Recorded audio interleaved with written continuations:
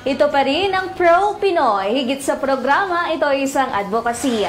At kasama na natin live sa ating studio ang founder at owner ng Nisco Pills Enterprise, Miss Yolanda de la Cruz. Good morning po at welcome po sa Pro Pinoy. Good morning sa manonood and audience ng Pro Pinoy. I'm happy to be here with Kong Boots. Although matagal tayong hindi nagkita. Oo nga eh. And thank you, Miss Joanna. Thank you po. Thank you for inviting me here. Alam mo, Yoli, I'm very proud of you and your company. Kasi yung unang filling machine namin, kasi gumagawa kami ng pouch eh. Yung unang filling machine namin, dalawa yon, si Yoli ang nag-supply. Si Yoli. At napakaganda ng quality. Alam mo, medyo we cannot compete with China pagdating sa presyo. Pero pagdating sa quality, medyo nakakalamang tayo. So, yan lang yung lamang natin. Plus the fact na pag nasira yung makina, andyan yung serbesyo. Mabilis. Diba? At saka yung warranty na 1 year or 2 years warranty, nandyan sila. So, ito, napakahalaga po. Dito sa Pilipinas, yung MSMEs natin, kailangan ng mga ganitong machine. Kaya, Yoli, kwento mo yung simula ng iyong negosyo. Kailan po tayo nag-start? Nag-start kami actually 1993. Pero yung dating company namin, we started 1991. And nag-start kami as importer ng mga used machine.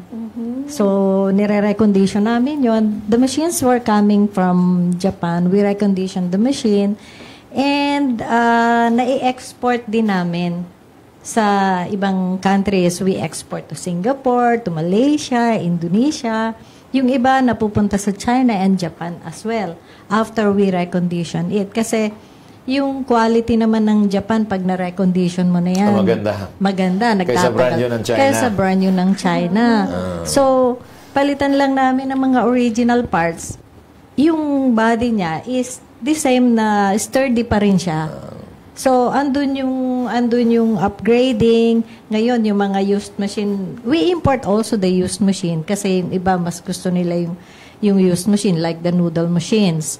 Yung mga noodle line namin, we imported kasi sobrang hirap pagka dito namin gagawin lahat. So, yung mga rollers, pag na-recondition namin yan, it looks like brand new. Lahat ng malalaking factories dito ng noodle gumagawa ng pansit canton, nationwide, sa amin galing. Sa atin galing. Sa amin, kami yung nag-supply. Ayan. So, yung iba, pag may nag-visit sa factory nila, tinatakpan nila yung pangalan namin. Kasi they don't want other manufacturer to know na kami yung gumawa ng machines nila. Although the rollers are made in Japan, but after the rollers, after the slitters, yun na yung ginagawa namin. Lahat na. So, ang ini-import lang namin doon is the noodle roller na mahirap talagang gayahin. Like, we produce also the bottle filling machine. And lahat ng karamihan sa manufacturer ng juice or yung mga nag-start, kami yung nagsusupply. So, they start for small machine and then expand later on. Expand later on, bumibili ng mas malaki. Yung iba naman, ang idea nila is, mag-a-additional na lang ako ng machine kasi pag nag-breakdown yung isa, tama. Meron pang isa. Meron pang isang backup. So, yung iba naman, ang ginagawa nila is, if they have several cents, iba-ibang machine na para wala ng changeover, para wala ng shutdown, wala ng changeover. And etong machine na to is the machine we supply dun sa organic manufacture ng Japanese mayonnaise sa Japan. Itong Yes, machine na ito. yes, Kong. May cupping, May cupping, may filling. Mas mabilis. And then, after that, meron na siyang packaging. Yun is dito natin sa Pilipinas lahat ginawa. So, ang machine namin, we follow the Japanese standard of quality. That's why, nakaka-compete kami. Even San Miguel, they are one of our clients as well. and Unilever. So mga nagtiwala sa amin, katulad ni Kong. Thank you very much sa tiwala. Sa totoo lang. Once they experience buying machines from us, they continue buying. Pabalik-balik. Even yung mga maliliit na lumaki na. Sabi nga namin, anak ng Nisco Philippines sila. So, marami kaming ganyan na clients na pupunta sa amin unknowledgeable of the product they want to produce. Okay. So may transition yun, no? Dati nag-i-import lang kayo ng used machines, tapos nire-recondition. Tapos along the way, namamaster na nyo yung technology. Correct, sir. So, kailan ba kayo nagsimulang gumawa na talaga ng machine dito sa Pilipinas? In 1995, we started producing the brand new. We started exporting to Japan. To Japan. Alam mo, napakaganda yung pinakita mong machine. Ito yung feeling ng mayonnaise. Kasi sobrang mahal yung Japanese mayonnaise. At ako, I know the technique in making the Japanese mayonnaise. Medyo maalat yun ng konti. And you have to put at least mga 60% to 70% soya oil. Kaya malalasahan mo yung soya oil pag Japanese mayonnaise. Masarap yan doon sa mga chicken, karagi. Yun ang ginagamit nilang sa usawan. So, alam mo magkano rito? 500, ang 500 grams na Japanese mayonnaise is 300 plus. So, ibig sabihin, 600 pesos yung 1 kilo. Napakagandang negosyo na yan. If only the Japanese will accept a Filipino-made Japanese mayonnaise. Dahil ang laki ng kita. Kasi magkano lang naman ang soya oil? Soya oil is something like 100 pesos. Tapos i-emulsify mo yan, lagyan mo ng spices, lagyan mo ng salt, and then kung 70% ka, mga 25% tubig, and then the rest is emulsifier. Ang ginagamit na emulsifier is egg yolk. Yan ang ginagamit na emulsifier. Magandang negosyo. Ngayon, nakikinig si Yoli, sabihin, gawin natin po. Bubulong yan mamaya, gagawin natin kasi maganda yung contact ko sa Japan. Akala ko nga kung ginawa mo na dati. Ginawa ko na dati yan. Ginawa ko na dati. Kaya lang dito sa Pilipinas, hindi malaki ang market ng Japanese mayonnaise because they find it very expensive. Sige po. Pero kung hindi naman lahat ng bumibili ng Japanese mayonnaise ay mahirap. Marami rin namang may pera. So, yun din ang isang point ko sa mga clients namin. Don't compete with a very, very low price. Makikipagpatayan ka ng presyo. So, meron kang pang high-end. Needs market. Needs market.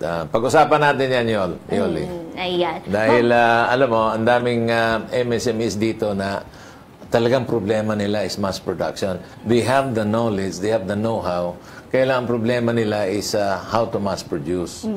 Di ba? Yes. Dahil wala silang puhunan. Sabi ko nga, yung ayuda, wala nga dito sa dapat magiging backbone ng ating ekonomiya. Wala dyan. 500 billion nandun sa mga tamad. Doon binibigay. Mga umaasa sa ayun. Dapat yung subsidy doon sa masisipag. Yes, naghahanap buhay. Para na sa ganun ay makakreate ng employment at pag lumago yung negosyo, nagbabayad naman ng tax. Diba? Tama. Ngayon, ikaw na magtanong. Ayan. Miss Yoli, bukod po dun sa mga naggagawa ng pasta, sa mga mayonnaise, ano pa po yung mga kaya nyong i-offer na machines? Ano pa yung mga produkto na meron kayong makina for? Actually, lahat ng industry, we have the pharmaceutical, we have the cosmetics, we have the foods. So, kung ano yung request ng client namin, yun yung ginagawa namin. Paano po nila kayo nakokontak? Paano po, kinoconnect po ba sila ng isang negosyante rin sa inyo or naghahanap kayo ng mga possible clients ninyo? Actually, to be honest, wala kaming sales representative. Sila yung nagpupunta sa amin and we join the exhibition. So, yun yung sort of marketing namin sa exhibits. And aside from that, yung referral ng Department of Science and Technology. DOST. Marami kasing referrals ang DOST. And marami rin akong referral sa kanila. So, we work hand on hand. Pagka merong may kailangan ng machines, they refer it to us. And sa amin naman, yung mga kailangan ng equipment na hindi nila kayang magbayad, we refer it to them.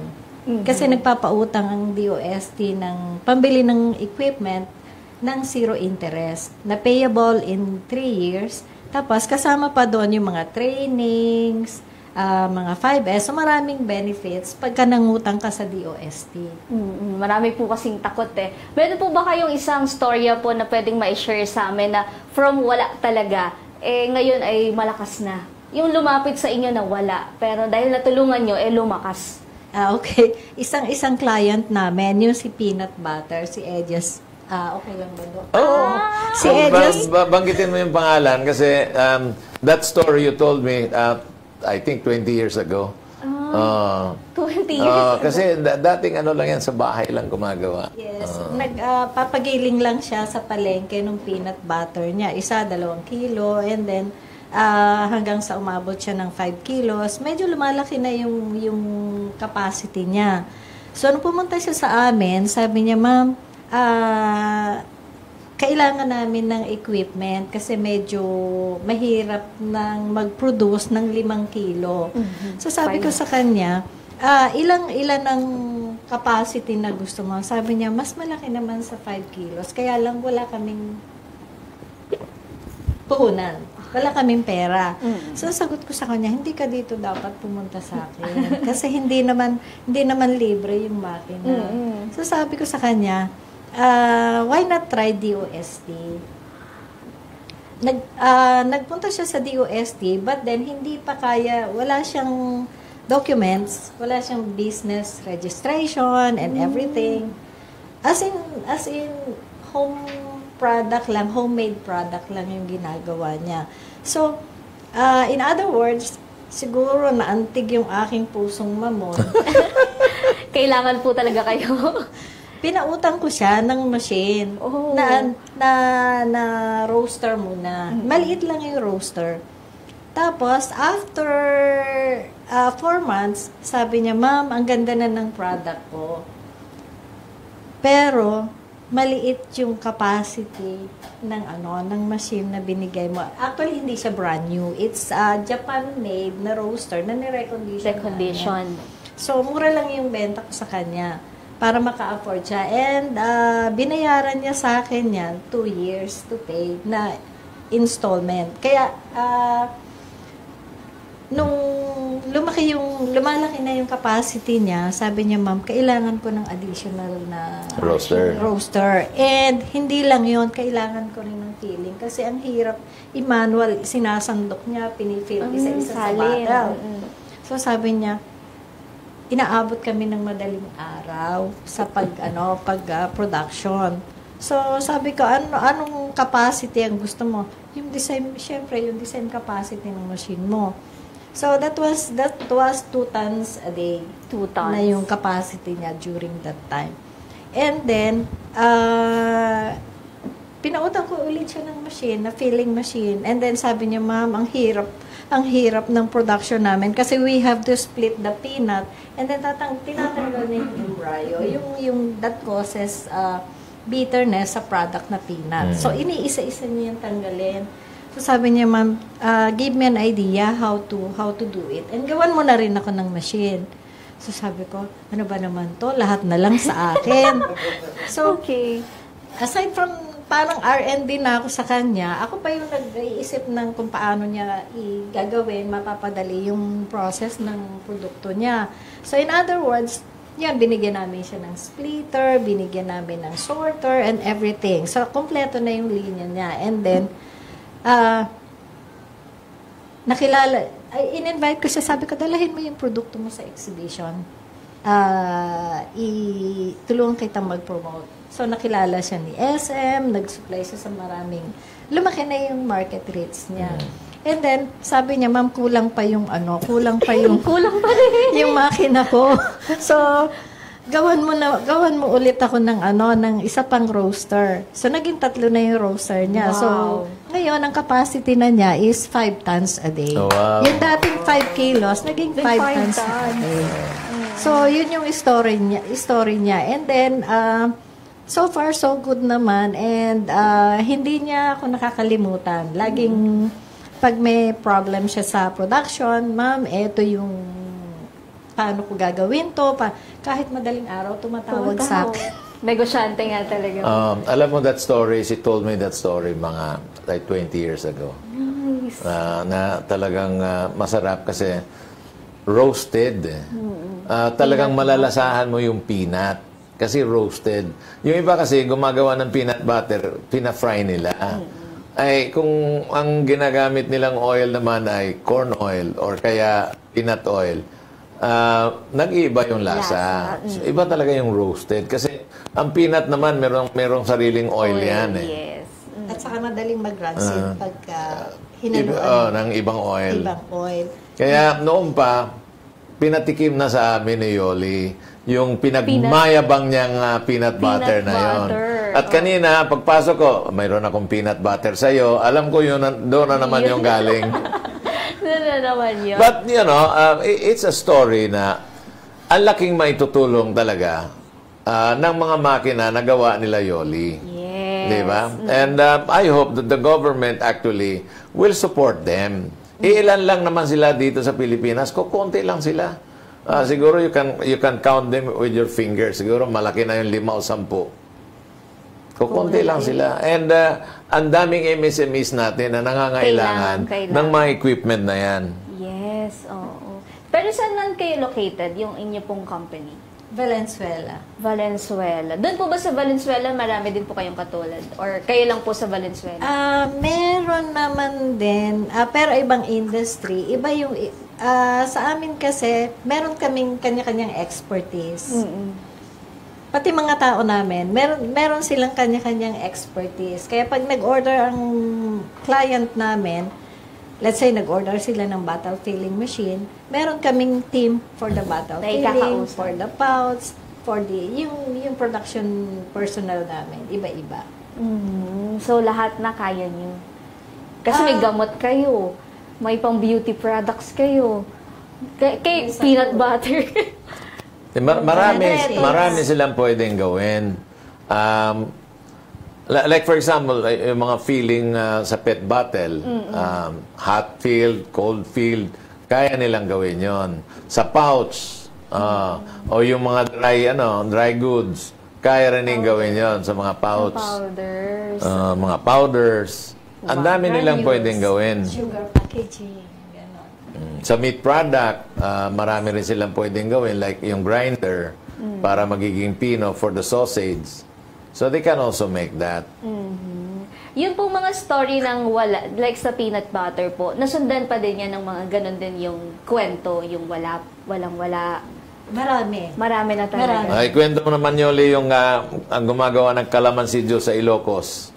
Sa ano yun? Sa Tugigaraw. Isabela. Isabela. O, ikwento mo naman yun. Isa rin yun na nagpunta sa office namin na nagtanong. Galing siya ng exhibition and then after the exhibition, nag-drop by siya sa office namin. Sabi niya, "Ma'am, anong magandang business?" Sabi ko, "My God, ang hirap naman sagutin nung ito, di ba? Oo. Anong magandang business?" So sabi ko sa kanya, "Anong gusto mong negosyo?" Wala akong idea eh. Tapos, sa office namin, we usually serve water or juice or coffee kung anong gusto ng client namin. So, it so happen na meron kaming client na nasa calamansi juice industry naman, na pinautang din namin ng machine. So, in return naman, binibigyan niya kami ng calamansi juice. Natikman niya yung calamansi juice, masarap. Sabi niya, "Ma'am, masarap yung calamansi juice mo, pwedeng gayahin." Sabi ko, you can always copy, pero nanggaya ka lang. Sabi ko, you have to produce something special, something with a twist. Sabi niya, "Ma'am, ano yun?" Tinanong mo ulit. Sabi niya, "Ano yun?" Sabi ko, dagdagan mo ng let's say, dagdagan mo ng calamansi with malunggay. or calamansi with kamote tops. Kasi we can always create. Innovate. And doon tayo mag-i-improve. So, sabi niya, oo nga, magandang idea. So, in other words, bumalik siya ng Isabela, and then, gumawa siya ng R&D. And lahat ng R&D niya, pinapadala niya sa akin sa Manila para i-try ko kung papasa na ba yung taste. So, para akong nag-R&D sa kanya. So, tinutulungan niyo siya. Oo, tinutulungan ko siya hanggang sa, sabi ko, nauubos naman yung oras ko sa'yo. Parang si Ejan na tumatawag siya ng alanganing oras. Minsan, Sunday, alam mo naman ang nanay, pagka Sunday, chimia sa bahay. Hindi rest day, nagtatrabaho pa rin. So, kahit Sunday yan, tatawag yung apo ko, Mommy, you have a phone call. So, delegatan na ngayon yung anak ko. So, yung apo ko. So, magtatanong siya, Ma'am, eto yung formulation ko ngayon, ganitong percent. Sabi ko, okay, ganito ang gawin mo. Since malayo ako, you have a son na ano pa lang siya, 5 years old. And you ask your people to taste your product. Kasi kung sa akin, malayo ako eh. Pag na-finalize mo na and na-approve na ng mga tao sa paligid mo na okay na yan, then send me the sample. And ako yung magpa-finalize ng taste. So, meron siyang taste na sobrang tamis, sobrang pait, kasi yung malunggay is mapait, di ba? So, sabi ko sa kanya, you have to reduce this, ganito ang gawin mo, ganyan ang gawin mo. Huwag mong isama yung kalamansi. Ingatan mo lang na hindi mapisa yung buto kasi pumapait. So, ayun, na-perfect niya sa kanya na-perfect na yung taste ng calamansi juice niya. And then, nagpadala na siya ng final product sa akin. So, sabi ko, bawasan mo lang yung sugar kasi masyadong matamis. You have to remember na ang juice is hindi mo masyadong tatamisan. Sabi ko, di ba, dinalahan kita ng juice na galing Japan. Ang Japan taste kasi is, iba kung hindi siya masyadong matamis. Sa Japan, though they have sweet tooth, pero hindi rin masyadong matamis. From chocolate to candies. Yes. So, sabi ko sa kanya, ang purpose natin is to sell more. Kung iinom ka ng masyadong matamis, hindi ka makakainom ng marami because umay ka na. Lessen mo yung sweet. Yung parang medyo bitin ng konti, pero hindi naman yung bitin na bitin yung sweetness. Yung tama lang. Nagayahin mo yung taste ng Japan, at least near to the taste ng Japanese products. So, ganun yung ginawa niya. And then ngayon, she is doing very well na. Yung isang machine namin sa kanya dati nasa pouch. Meron na rin siya sa bottle. Dati, nag-start lang siya. Sabi niya, Ma'am, gusto ko mag-start lang sa maliit. So, nag-start siya nung 18 pouches. Rotary namin. Yung pinakamaliit. Yung maliit, Yung pinakamaliit dati. So, sabi ko, ilan ang market ni Sesto sa area mo? Sabi niya, monopolize niya ang market ni Sesto. Sabi ko, bakit ka gagawa ng maliit? Pag gumawa ka ng maliit, hindi worth yung investment mo. Kasi andyan ka na. Lakihan mo yung makina mo. Sabi niya, Ma'am, wala pa akong pondo. Lapitin ka talaga, Ma'am. Lapitin yata ako ng mga walang pondo eh. Marami pang lalapit sa'yo niya kasi sinabi mo naririnig ka rito. Mamaya dyan, anong requirements? Hindi, sa DOST na lang sila mas madali. So, in other words, after 3 months, sabi niya, Ma'am, hindi ko na kaya yung production. May isa ka ba nung malaki? Sabi ko, meron naman. Baka pwedeng Terms. So, sabi ko, wag naman matagal na terms kasi yung una is matagal na. Dapat yun, bayaran mo na kasi kumikita ka na. Nagbayad naman siya. Finally paid na niya before ko i-deliver yung malaking machine. So, yung malaking machine, sabi niya, after another 6 months, sabi niya, Ma'am, kulang pa rin yung production ko. So, nag-produce ulit ako ng machine sa kanya. So, naging 3 na yung pouch machine niya. Tapos, sabi niya, ma'am, gagawa ako ng sa bottle.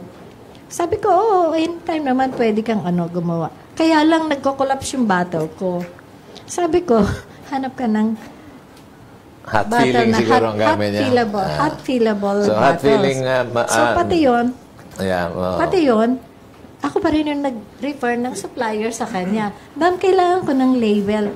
O eto, kontakin mo to. So, in other words, parang one-stop shop kami na tumutulong sa mga MSMEs. Pero ganun po, mama, may eye kayo para pagkatiwala ng isang tao. no choice eh. Wala nga yun, no choice. Dahil mamon, pusong mamon. Kaya, naku, ang dami nakikinig sa atin ngayon. Saka maraming televiewers. Mami, ano pong requirement? Huwag na natin itanong kung saan makukontak si Yoli. O kaya sa yung Delikado tayo. Ang lahat ng tatawag, ma'am, wala akong puhunan. Ano pong negosyo Yeah, maganda? pero ngayon naman, pwede mong i-refer sa DOST. Yes. Pero ang problema sa DOST, kung wala ka pang track record na 3 years, hindi ka rin papahiramin. Yan nga ang ibig kong sabihin. Dapat yung ayuda ng gobyerno sa mga nagsisimula. Para, Actually, kung meron na silang program ngayon na yung mga micro na yung talagang nagsisimula, tinutulungan ng DOST. pero casino lang yan. Siguro mga worth 100,000. Yes, mga ganun lang. Dapat hindi ganun. Total, titingnan mo naman yung produkto, titingnan mo yung programa. Yes. Di ba? Naaralin. So, doon po sa mga nagsisimula, for sure meron din po kayong mga clients na established na. Gaano na po karami yung inyo pong kliyente ngayon? To be honest, Hindi na mabibili. hindi na mabilang. Nice. Saka ang kliyente ni Yoli, hindi lang naman dito. Sa Japan, even in China, I'm sure marami rin sa Vietnam at saka Thailand. Kasi lalo na, ngayon may IPEX na naman. Ayan. Nandoon na naman si Yoli. Mayroon ka bang booth? Meron, kaya lang 2 lang kong yung booth ko kasi limited daw yung space ni IPEX. Invite mo na sila. Basta gandahan mo lang yung brochure. So, invite mo ngayon yung ating mga viewers and listeners na come May. This May. 10 to 12. 10 to 12. So, invite mo sila, Yoli. We'd like to invite all the listeners and viewers of Pro Pinoy viewers na bisitahin niyo po ang aming booth F21 and F22 sa IFEX exhibition on May 10 to 12 at World Trade Center. Siguradong nandun ako. Yun. Kahit hindi mo ako kumbidahin. Pupunta si Ko. Ay. Ihintayin ko yan kung nga. Oo naman. Andres, I think you have to make arrangements na pwede rin tayo mag-cover dyan sa IPEX. IFEX. Bukod po ba dito sa IFEX, may susunod pa po ba? Or may paparating pang exhibits? We have 3 more exhibitions. The MapBex, we have 10 booths at MapBex and another 10 booths na PCCI Valenzuela sponsored for our members ng Kamanaba. Members ng PCCI. By the way, I'm the incumbent regional governor of PCCI Kamanaba. Ayan, congratulations. Congratulations at talagang sigurado thank you very marami much. ka pang matutulungan dyan sa Kamanaba. Yes, pusong mamon is the key. Ayan mo, pag may mga rito, mga up and coming na mga negosyo at kailangan ng packaging machines, we will refer them to you. Thank you very much. Lalong-lalo na yung walang puhunan. Ay, patay tayo dyan. Wag naman kung yung wag naman lahat walang puhunan. O kalahati, walang puhunan. Siyempre sa lahat ng negosyo, kailangan natin ng puhunan.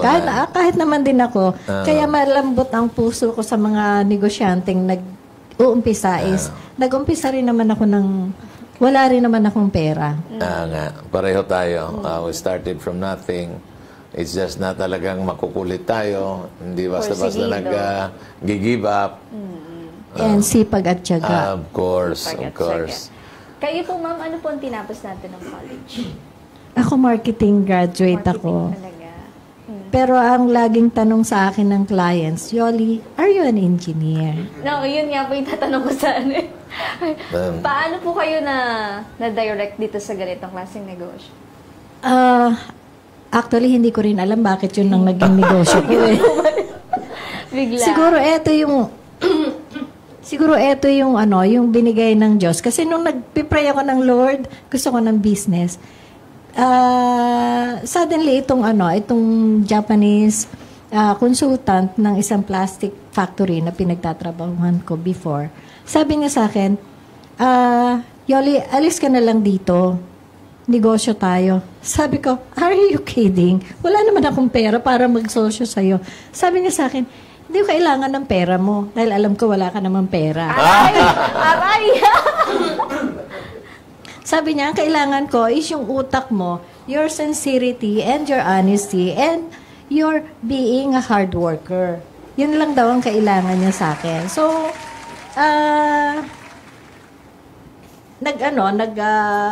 start kami ng negosyo. Ako yung nag-process ng documentations ng company. And then, we were very successful naman during that time. And although nagka-problema kami kasi he was overwhelmed with what we have been doing. Kasi talagang ang laki ng napalago ko naman yung kumpanya. But then, medyo na-derail siya ng konti. Nagkaroon ng maraming bisyo. So, kasi kumikita eh. Kumita. And then, yung pambayad namin ng makina sa Japan, nagagastos niya. Sa bisyo. So, naubos. So, we came to the point na we have to Separate ways. To close down the factory and separate. So, sabi niya sa akin, sarado mo na lang kumpanya. Sabi ko, paano yung mga utang natin? Bayaran mo. Simpleng sagot. Ikaw na lang magbayad, bayaran mo. Saan ako kukuha ng pera? So, parang ang laking problema, di ba? So, I have no choice but to continue the business. So, sabi ko, that's for 2 years na talagang binayaran ko yung utang. And then we closed down the factory and I continue my own company. Ito na nga yung Nisco. Yes, the Nisco Philippines. Pero although, kahit nung nandun na yung isang company, existing na rin yung Nisco. Sayang nga yun eh. Ang laki na noon eh. Ang pangalan, Nissan Seiko. Nissan Seiko. Pero, ang ganda ng brand kasi Japanese yung brand. Talagang mabenta sila. Yes. Dalawa yun, Nissan Seiko. Relos naman yung Seiko. Nissan kotse. Oo. So, yun pala, kaya po pala okay lang din sa inyong magpautang kasi nanggaling din kayo sa istorya na kayo mismo nabaon din sa... Hindi, Nissan, ano pa yun? At that time? At that time. Pinagdanasan ko na, pinagdaanan ko na rin yung dinadanas ng mga MSMEs natin ngayon. Although, sabi ko nga sa mga nag-i-start ng negosyo, yung mga meron ng negosyo na micro. Sabi ko, if you are now a micro, if I'm going to compare myself noon sa negosyo nyo ngayon, ako nano, mas maliit pa sa micro. Pero I was able to be in this position because of perseverance and hard work. Hard work. So, sa negosyo, hindi natin kakalimutan yon. And, syempre, unang-una, si Lord. Kasi siya yung gumagabay sa atin. Sabi ko nga, hindi ko nga alam kung bakit ako napunta dito sa ganitong negosyo. Sabi ko, baka ang gusto ni Lord, mas marami pa akong taong matulungan. And ma-share ko yung experience and knowledge na meron ako. Kasi sabi ko, ang point ko kasi is, if I will just keep my know-how to myself, sabi ko, parang useless naman ako. Kung isi-share ko sa kanila yung know-how ko, mas masaya, mas maraming nakikinabang. And hindi lang yon, mas maraming nagpapasalamat sa akin na sinasabing, Yoli, hulog ka ng langit sa akin. Sarap pakinggan, Sarap no? pakinggan, di ba? Pagka may mga customer kang gano'n. And, yun nga, lagi ang tanong nila sa akin, paano mo alam, Yoli, ito? Bakit alam mo yon? Hindi ka engineer, pero bakit alam mo? Sabi ko, merong nag-guide sa akin sa taas. Yun lang siguro yun. May tanong ako sa iyo, Yoli. Yung anak mo kasi diplomat. She was assigned in China.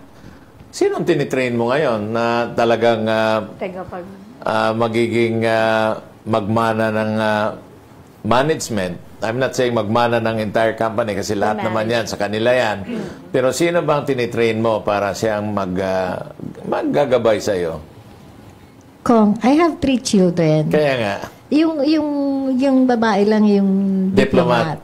I have 2 boys na siya yung katulong ko Nandiyan ngayon. Nandiyan Ay, salamat naman. So, sila yung sila kasi na baka yung... gusto rin magdiplomat nung dalawa.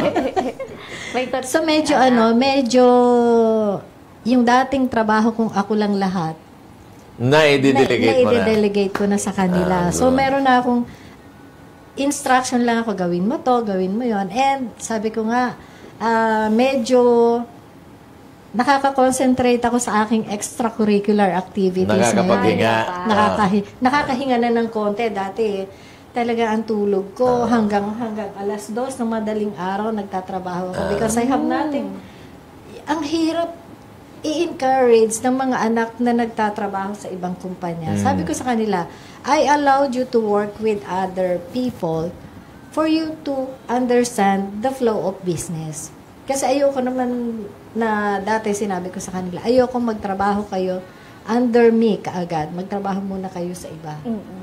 Para malaman nila kung paano yung disiplina. Correct. Diba? Kasi kung diretso kay mami, naku, mami, may lakad ako. Mami, absent ako. At saka lalaki silang parang walang malasakit sa negosyo pagka ganon. So, I let them experience the difficulties of working with other people. Pero nung nagtatrabaho na sila at kumikita na, alam mo naman kung sa call center, di ba? Mahirap na trabaho yun. Unang-una, yung oras. Pero malaki yung kita. Ang hirap nilang i-encourage na, dito na lang kayo. Madali yon. Sabihin mo lang, sino bang magmamana nito kung hindi kayo? O yung call center, papamanahin ba kayo? Yun ang ginawa ko, Kong. Yun na. Yun ang ginawa ko sa kanya. So, sabi ko sa kanila, and it so happened din na yung my eldest son, nagkaroon siya ng kidney problem. So, no choice, si mami ang bangko ng anak ko. Kasi wala naman silang savings. Yan yung sinasabi ko sa kanila. If you work in a call center, lalaki yung mga anak nyo, hindi kayo kilala. Kasi, gabi, nasa trabaho sila. Pag uwi nila ng bahay, yung mga anak gising tulog sila. So, wala yung bonding sa mga anak. So, sabi ko sa kanila, stop na kayo sa call center. Ito ang trabaho. Nandito, naghihintay sa inyo. Sabi ko, kung ayaw niyong mag-join sa akin, andito yung mga tao ko, ipapamana ko sa kanila itong negosyo. Natakot. Maski ako kung ako ang anak. Ayun, so na-challenge sila na, kasi yung eldest son ko, simula pa lang, sinabi niya sa akin na, Mami, I don't want to join your company because ang hirap ng trabaho mo, hindi ko kaya yung trabaho mo. Pero ganun lang yan sa una. Pero magagamay mo rin. Pag sinabi mo, sige, papamana ko ito dito sa mga trabahante. Ay, nako. Kailan ba ako magsisimula, Mami? Oy, teka muna. Daming mga comments na. Joanna? Yes, Kong. Ang mga comments na babasahin na ni Andres Bonifacio Jr. Yes, Miss Joanna. Side story muna tayo. Paano natin natagpuan ang Nisco Philippines in Enterprise. Ayan. During the AgriLink. Ayan, AgriLink yun, ma'am, no? Nung, syempre, late na kami ni Sir Kong. Pasara na lahat ng mga booth. Nung dumadaan kami, may humabol sa amin. And then, nakipag-meet kay Sir Kong. Nakilala niya. So, sabi ni Sir Kong, ito, i-guess mo. Bumili ako dyan ng makina na nagsisimula pa lang si Sir. Kaya kinuha ko. Doon nagsimula yung kaalaman ko sa mga processing ng pagkain. Ayan. Si Yoli was the one who inspired me. Yes. And siya lang talaga yung babae. Parang yung lahat doon, mga dignified na ang lalaki, mga iba yung mga itsura. Si ma'am talagang iba. Ganun pala yung Stand story na. out. Lalo akong humanga sa inyo, Ma'am Yoli. Ang galing niyo po. Galing. Okay, Thank you very eto na ang mga komento. Good morning, Kapro Pinoy, Kong Butch, and Ma'am Joanna from Erlinda Bachelor, Nessie Sagario, Nilo De Castro, Recelin Benavides, Evelyn Jimenez, Monet Ortiz, Rino Alimonsorin, Jejo San, ayan, Brenda Sumalinog, Betty Burgos, Junrel Malinaw, Cassandra Valdez, Beverly Barrera, and Maribel Laurente. Galing kay Eric Panto. Good morning, Kong Butcheresa Pichay at Miss Joanna. Galing naman ang guest ninyo. Maganda yung negosyo niya. Naku, napakaganda rin ang story. Very inspiring po. Julius Precioso, nakikinig sa radyo dito sa 13 Martires. Oy, i-feedback nyo kami kung gaano kami kalinaw dyan sa Cavite. Oy, ayun na pala, sumagot. Malinaw ang signal ng DZME 1530. Naku, maraming salamat. Talagang pinagbubuti natin ang ating mga transmitter dyan. Bernie Kuwanan, good morning, watching from Bislig City, Surigao del Sur. Siguro, laki ng puhunan yan. Ayan, maghulaan tayo mamaya. Excited din ako. Wala ka. Jose del Rosario, wow, ang galing naman po ng inyong business at bilang isang tagahanga sa lokal na industriya ng entertainment, napakagaling na kontribusyon ng Nisco Philippines sa pagpapalakas ng ating sariling kultura at talento. Kudos po sa inyong business. Ani Lamigo, ganda po ng negosyo ninyo, ma'am. Magkano po ang benta nyo niyan? Ako, mukhang milyon-milyon to. Dylan Aligato, ang galing naman ng negosyo na yan. Katrina Dewan, kudos sa Nisco Pills sa pagiging innovative at sa pagbibigay ng mga bagong oportunidad para sa mga lokal na talento sa isang business. Yana de Guzman, wow, sobrang astig at nakaka-inspire naman ang journey ng Nisco Pills sa pagunlad ng kanilang business. Sana patuloy po kayong magtagumpay at mapanood pa namin ang marami pang exciting na proyekto mula sa inyo. Jason Santos, mayroon po ba kayong mga plano para sa international na expansion para sa inyong negosyo? I think meron na. Nag-export na sila. Okay. Ay, ma'am, nakikita rin ba sa Alibaba yung inyong mga machines? Mic po. Actually, hindi ako nagpo-post sa Alibaba kasi kinokopya nila yung design ng machine namin. And mentioning of copy, meron kami, we join exhibition sa Japan. Sa FUMA, meron akong sariling design ng machine, sariling idea. Yes. And merong Chinese visitor na inurirat niya ng gusto yung design ng makina namin. It's the first in the market during that time. And then after 3 months, after the exhibition namin sa Japan, nakita ko na sa YouTube yung machine namin, design ng machine namin. Sabi ko, wow, ang galing nilang mangopya. Even now, mangopya pala kayo, mga Hapon, ha? Uy. China. China. Ang style nga ng China, Yoli, reverse engineering. Reverse engineering. Bibili ng machine na gigibahin, tapos gagawa ng pyesa isa-isa, din i-assemble. So that's reverse engineering. Tapos kuhang-kuha po, kung... Oo, kuhang-kuha. Kaya nga, grabe yung commercial espionage ng China sa US para gayahin yung technology ng US. Ay, grabe. Mga pompa nga rin. Uy! Camille Sarate, napaka-loki ni Ma'am. Halata rin hands-on sa kanyang business. Good luck po and stay strong sa inyong business, Ma'am. Ayan, congratulations. Back to Studio 2, Kong Butch and Miss Joanna. Ayan. Para po sa mga hindi makakapunta ng exhibits, pwede po ba kayo nilang makontak? pwede Pero naman, hindi kaya utang. lang, Hindi pwede utang muna. kaya lang, na-experience ko kasi kung yung nag-guest ako sa isang TV show. Okay. And then after the TV show, few days after, meron tumatawag sa akin na meron daw hitman na meron akong how would I say that? Meron daw gustong patayin ako. Oh my God. Sa text message. So, Dito, walang ganon. the hitman is around the vicinity na raw. Sabi ko, first time ko na-experience yan. So sabi ko, kinabahan ako. That was before 5 a.m. in the morning. So, kinabahan ako. So, I was panic. So, I called up my daughter. Nasa ano pa siya no? Nasa China. Nasa Japan siya ngayon. Sa Japan no? siya naka-assign during that time. And then sabi ko, anak, mayroong ganito. Mami, don't mind them. Akong bahala. Give me the number. Tinawagan. Sabi niya, relax ka lang. Huwag mong intindihin yan. Maraming ganyan. So, nasanay na ako sa ganon. Na merong nagte-text, sabi ko nga, challenge ko, sige, punta ka rito. I will give you my address. Ala. Dito, walang ganon. Ang natatakot ako, yung, ma'am, natulungan mo yung peanut butter. Ma'am, natulungan mo yung... Bakit ako hindi? Yung calamansi with malunggay.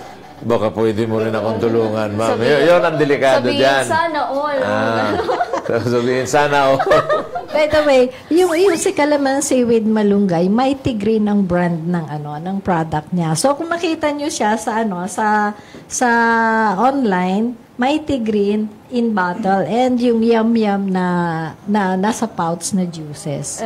So Inline ba yung ginawa niyang filling machine? Inline, yes. Ilang bottles at the same time? 4, 6? Sa bottles? Ilang bote yung at the same Ilang time? nozzles? Meron siyang 6 nozzles and meron siyang 3. Dalawang 3 nozzles na machine and meron siyang isang talagang hindi papalya yun kasi 3 machines eh.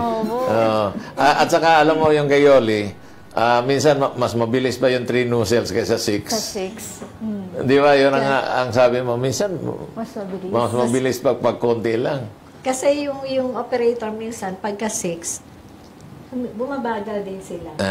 So, it depends dun Sabay-sabay sa kasi po, feeding, no? sa feeding ng bottle. So, may, yung iba, para naman, yung isang client ko naman ang ginagawa naman niya, pagka 8 nozzles. So, may conveyor siya. Hindi kasi pwedeng bilisan yung takbo ng conveyor or else sa nipis ng bote, Mag-spill.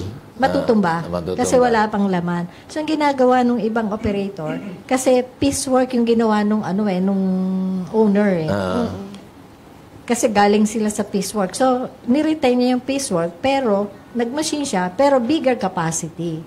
Wise din tong client ko na to Natuto na po. Natuto na sila. So, ang ginagawa ng operator, instead na yung conveyor, yung freely flowing yung bottle, ginagawa ng operator, ipupush yung gano'n para mas mabilis. Mabilis.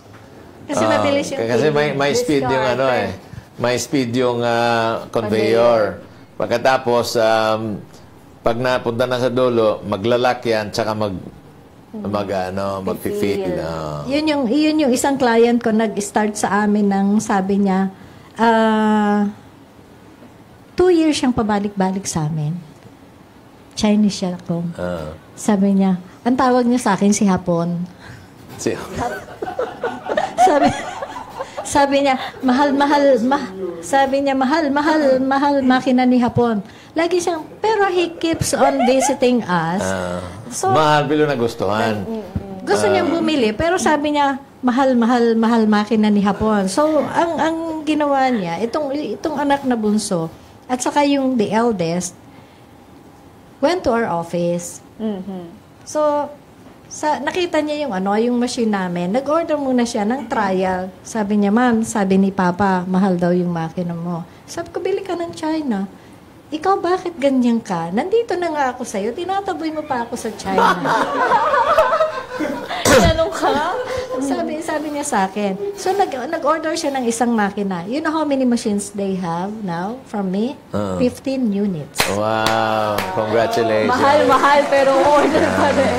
Sabi niya, mahal yung makina namin. Pero he keeps on buying. And aside from the 15 units, I have another 5 units in production ngayon. Para sa kanya? Para sa kanya. Pero mahal. Pero mahal. Sabi niya, mahal. Mahal. Alam mo kasi, Ganda ng kwento. sa inchik, yung diferensya na 1 centavo, mahal yun. Diferensya ng 5 centavos, mahal. Di ba? Okay. Hindi nila alam na may warranty yan, pagkatapos pag may nasira, madaling tawagan si Yoli. Mabilis. Kung sa China mo bibili yan, tatawag ka pa ba sa China? Sabihin sa'yo, bayad na kayo eh.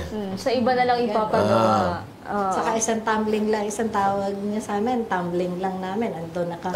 Ay, ano ang galing. At saka hindi lang yon. Pag may problem ang machine sa amin, we don't need to send our personal agad-agad.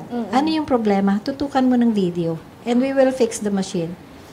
Dun sa video, we will teach them how to fix the machine out of the video na kinukuha. Hindi yung agad pupuntahan. So, ayun, siguro, hulaan na natin yung buonan. Nako, mahirap hulaan ito. Nako. At para ibigay ang pwedeng manalo sa ating hulaan mo ang kapital ko, nagbabalik Andres Bonifacio Jr. Nako, Sir Kong! Baka madamay ako sa 8-man dyan. Ang hirap palang i-guess niyan. Okay. Ayan, gumagawa kayo ng machine, ma'am. Gumawa kaya kayo ng homing missile, ma'am. Hanapin nyo dito. Kidding nga po. Okay, ma'am, ito na. Ang ating lucky caller ay manggagaling sa Negros Occidental, Rhea Rapana. Pag nahulaan, gagawin kong 1,000. Oy, wow! Rhea! Hello, magandang umaga. Hulaan mo na. Nako, pag nahulaan mo, 1,000. Yung 200, magiging 1,000. Hulaan mo na kung magkano ang naging kapital nila Ma'am Yoli sa pagsisimula ng Nisco Philippines Enterprise.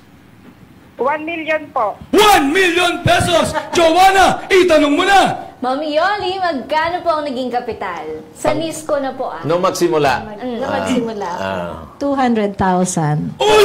Ang liit lang! Wow, meron ka Kaya, alam ko mahirap hulaan, kaya sabi ko, 1,000 na. Tumaya rin ako eh. Kaya naman bukas, 400 pesos na ang pwedeng mapanalunan dito sa hulaan mo. Ang kapital ko, back to Studio 2, Kong Butch and Miss Joanna. 200,000 pesos. So, Yoli, I'm sure na napakaganda kasi ng istorya mo. I'm sure na maraming na-inspired ng mga viewers sa listeners, no? Imagine mo, walang experience, hindi engineer, graduate ng marketing. At hanggang ngayon, hindi niya alam kung bakit nandyan siya. So, pwede mo bang mabigyan ng payo yung mga gusto magsimula sa negosyo? At gusto rin dahil alam naman natin na marami ka nang na-inspire na nagsisimula, like peanut butter, calamansi juice, kung ano-ano pa. So, can you give them an advice? Okay, sa mga lahat ng gustong magnegosyo at mga existing negosyante, ang advice ko lang po sa inyo, you have to be very honest sa produktong binibenta ninyo and hindi po natin sasamahan ng sales talk. Kung ano lang po yung kaya nyong ibigay, yun lang. And lalo na po sa mga nasa food industry, kung kayo gagawa ng pagkain, lagi yung tatandaan, hindi lahat ng bibili ng produkto nyo is nasa lower level. Gawa rin kayo ng nasa yung pang high end. And make it always the best. Wag ho kayong sasama ang loob sa mga nagko-comment ng negative. Kasi ako pagka nag-comment ako ng may narinig kang negative na comment. May narinig kang negative na comment, sumasama ang loob. Tandaan niyo po na ang negative comments is always a positive, always have a positive impact on your business. Bakit po positive? Kasi kung let's say, tinikman ko yung produkto nyo na hindi naman ako nasarapan and then sinabi kong, okay na masarap, you will no longer improve your product. Pero, kung sinabi ko sa iyo na hindi ako nasarapan sa produkto mo, you will have chance to improve your product. Yes. And yung pag nagtanong kayo sa client ninyo, huwag niyo pong tatanungin na, masarap ba? Ang lagi niyong tanong, ano pa yung kulang sa produkto ko para mai-improve niyo? Huwag niyong tanungin kung masarap ba. Kasi ang sasagutin ng binigyan niyo is laging most likely, yes. Di ba? So, ang advice ko rin sa mga nakikitikim. May advice sa nakikitikim. Sa mga nakikitikim. sabihin niyo po yung totoo for them to improve their products. Kasi sa mga katulad po natin na nagko-comment ng negative, doon lang po sila mag-i-improve talaga. And lagi kong sinasabi, kasi one of the certified mentor po kami ng Go Negosyo. Ako personally. And sinasabi ko po, ako yung pinaka-brutal mag-comment sa mga Feedback. mentees namin. And nai-experience ko dun sa mga mentees namin, sa mga mentees ko, uupo sila sa harapan ko na parang ang bigat-bigat ng dala sa katawan.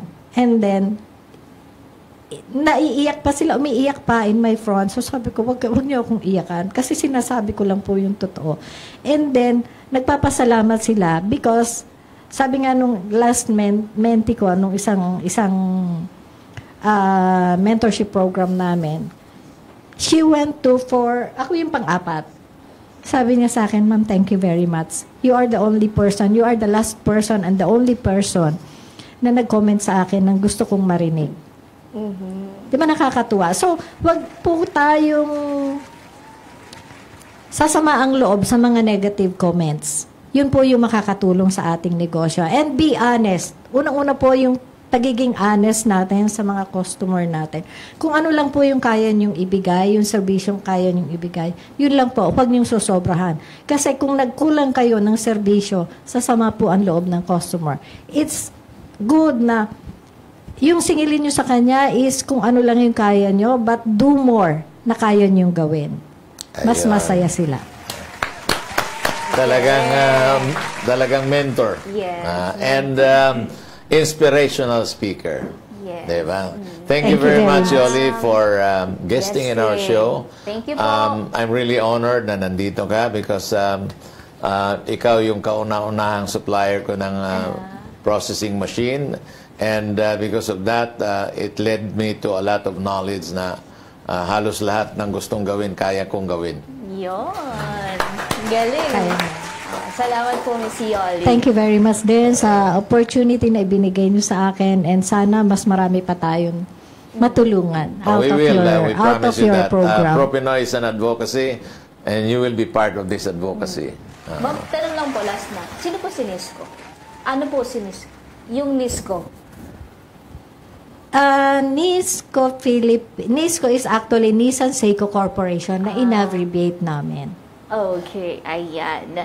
Maraming salamat po muli, ma'am. Naway nakapaghatid kaalaman at inspirasyon ng kwentong hatid ng Nisco Phils Enterprise ni Miss Yolanda de la Cruz.